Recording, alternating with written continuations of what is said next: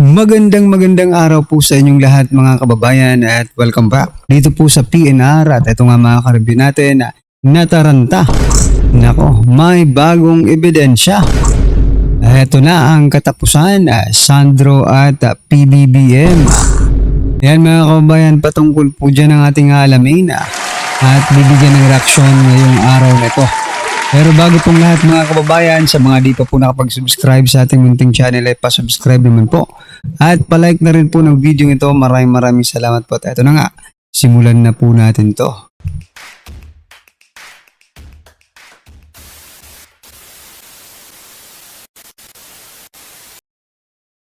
So mga kababayan, simulan po natin ang ating balitaan dito po sa naging post ni former Congressman or Representative Mike Defensora. Ito po ay patungkol kay Amina Pangandaman. Diba? Ito po yung secretary ng Department of Budget and Management mga kababayan, no? Na nag-resign matapos po ang pagkakadawit, no? Dito po sa maanumalyang flood control scam na ito. So sabi po dito ni Mike Defensor, mga kababayan, you didn't witness this, sabi niya. You were part of it and history will not forget. Ayan mga kababayan. So, totoo naman, di ba? Dahil siya po ang siya po ang chief ng budget, DBM. Ito po yung yung pinaka-open letter po ito, no? Kay Yusek Cabral. Yusek Cabral knew what was happening inside DPWH. You knew more. You had access to the master list of budget insertions across the national government. Ibig sabihin mga kababayan, hindi lang po sa DPWH kundi sa lahat ng mga ahensya ng gobyerno. Lahat po ng mga insertion ay alam po ni Pangandaman. Ang tanong, nasaan na po ba ngayon si Pangandaman? Diba? Isa ba? May tuturing po ba nating isa si Pangandaman mga kababayan sa mga big fish na gustong-gusto natin mahuli? Sa palagay ko, siya po ang isa, no? Maliban po kay Saldico, kay Romualdez, kay PBBM. Kasi Pangandaman is part, no, of the process, mga kababayan. Sabi pa po dito ni Mike Defensora, you knew the true allocable ceiling in the DPWH. You knew who inserted funds in DOH, DSWD, and other agencies. You know that Leandro Levesque's disclosures are accurate. O yan. Ngayon, pumapanig na po. Although he is not in power, no, si Mike Defensor, pero tumutulong siya, no? Kumakampi siya, pero sinusuportahan niya yung mga claims, no, ni Representative Levesque dito po sa pagsisiwalat sa mga kalokohan dito po sa House of Representatives. Palakpakan po natin Mike Defensor. Although mahaba pa po yung mahaba pa po yung yung statement, no? Pero ang kabuuan po nito, yung buod po nito mga kabayan, that Yusek Cabral, no? Something to do with this anomalies, no? Hindi pwedeng gaya ni Bunuan mga kabayan, no? Hindi pwedeng hindi kayo managot, di ba? Si former secretary ng DPWH sa Sibunuan, si Amina Pangandaman, no? Hindi pwede silang hindi managot. Even the executive secretary Bersamin, no? Meron po sila mga pananagutan dito, pero wala tayong naririnig mga kababayan. Si Bunuan niya hindi pa bumabalik ng Pilipinas, wala naman pakialam ang gobyerno, di ba? Bakit ganun mga kababayan? Para hindi makapagsalita si Bunuan, kaya doon ka lang muna sa ibang bansa, aray ko po. Anyway, sa ibang balita naman po mga kababayan, eto naman, eto, Niloloko na naman tayo ni Recto. Niloloko na naman po tayo ni Recto, mga kababayan. Ano to, budol na naman. Ito po ang kanyang sabi. Nako. Murang bilihin, tuloy ang pag-angat ng ekonomiya sa ilalim ni PBBM. Aray ko po. Oo nga. Ito sa totoo lang, mapapamura ka sa mga bilihin, no? At tuloy ang pag-angat ng mga presyo nito sa panahon ni PBBM. Grabe. Ganun talaga mga kababayan. Sabi nga ni yung asawa nito, sino yun? Si Vilma Santos, di ba? Sabi niya kaya kayo nagagalit sa amin kasi nandito kami sa taas. At nandyan kayo sa baba. Di ba? Parang sinasabi niya mga hampas lupa kayo. Di ba? Aray ko po. Kaya naman pala, hindi niyo talaga mararamdaman yung pagtaas ng mga bilihin. Hindi niyo mararamdaman yan kasi mapera na kayo. Di ba? Hindi po kayo apektado dyan. Subukan yung bumaba. Kasi nasa taas na kayo That is your claims, di ba? Pero subukan yung bumaba. Sige. Magkano ba ngayon ang minimum wage, mga kababayan? Yun. Sa isang araw, yun lang talaga ang gagamitin nyo. Kung makayanan nyo ba?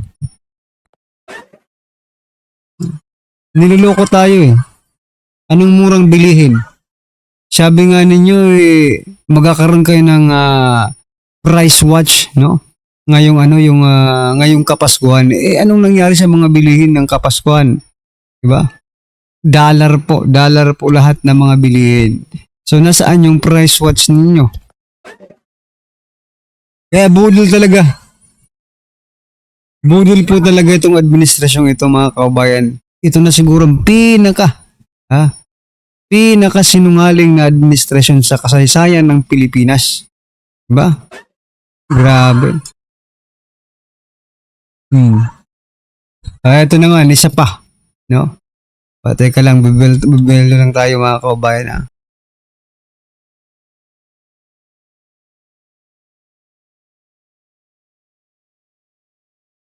Ito pa, isa pa, mga kababayan. Marcos Jr. positibo sa 2026. Positibo sa 2026. Sa pagpasok ng 2026, positibo ang Pangulo na may pag-asa ang bansa at marami pang kayang marating ang Pilipinas kung patuloy na magtutulungan at ang sambayanang Pilipino. Teka lang.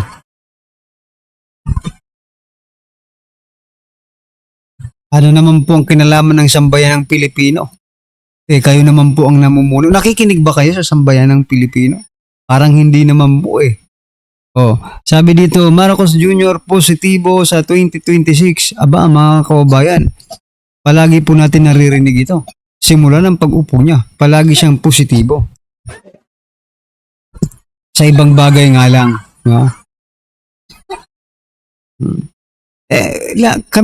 Tayong mga hampas lupa, no? Kasi si Vilma Santos nasa taas na Tayong mga nasa baba, tayong mga nasa baba. Palagi naman tayong may pag-asang inaasam-asam, di ba? There is always a hope, mga kababayan. Pero ang problema dito, mga kababayan, kahit anong gawin mo, parang may pumipigil no? May pumipigil kasi ang gobyerno natin hindi naman sinusuportahan ng taong bayan Di ba? Hindi sinusuportahan ng taong bayan. Kasi puro lang sila pangungurakot, di ba? Pagnanakaw, sakaban ng bayan. Baka positibo sa pagnanakaw ito, mga kababayan.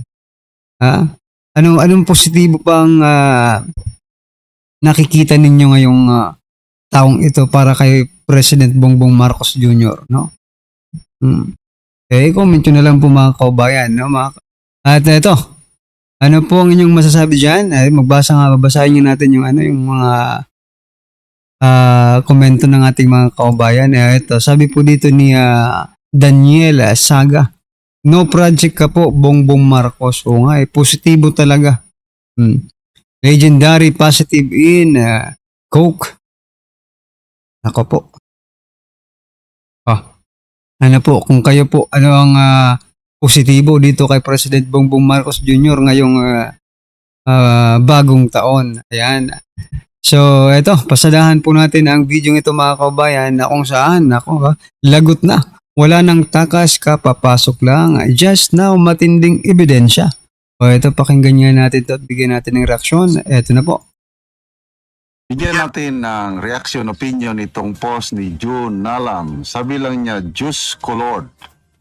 Isinare niya ang post ng Rudy Digong Duterte Solid.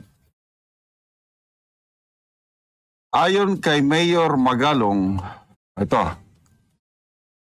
yung statement ni Mayor Magalong tungkol sa mga proyekto sa Ilocos Norte. Sabi niya, doon pa lang sa Ilocos Norte, yung pinuntahan po naming na mga projects doon, talagang maanomalya Sa Ilocos Norte mga kaubayan, take note Ilocos Norte. Sandro Marcos, hawak po yan ni Sandro Marcos at ng presidente kasi siya tagaro ng presidente, no?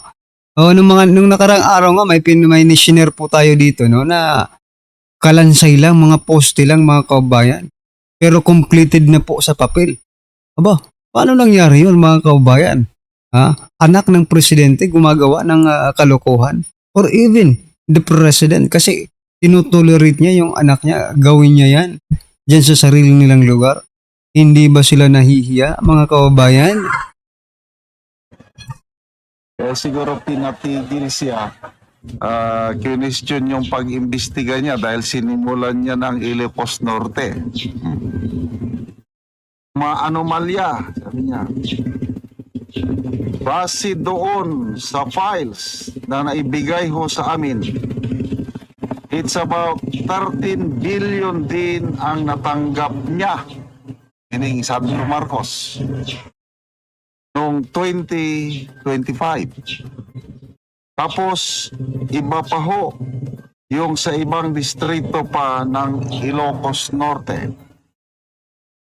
So, can you just imagine for the entire Ilocos Norte, almost 20 billion for 2025 ang naibigay dyan. At may mga choice na kuwan dyan. May mga pinili lang na mga kontraktor. So, salamat po, Mayor Magalong. First time kong come across nitong ganyang papahayag. Kasi nga,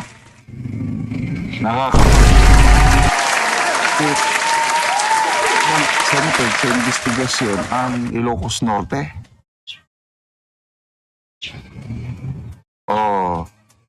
Minsan lang nagpahayag si General Azurin, nagbisita daw sila.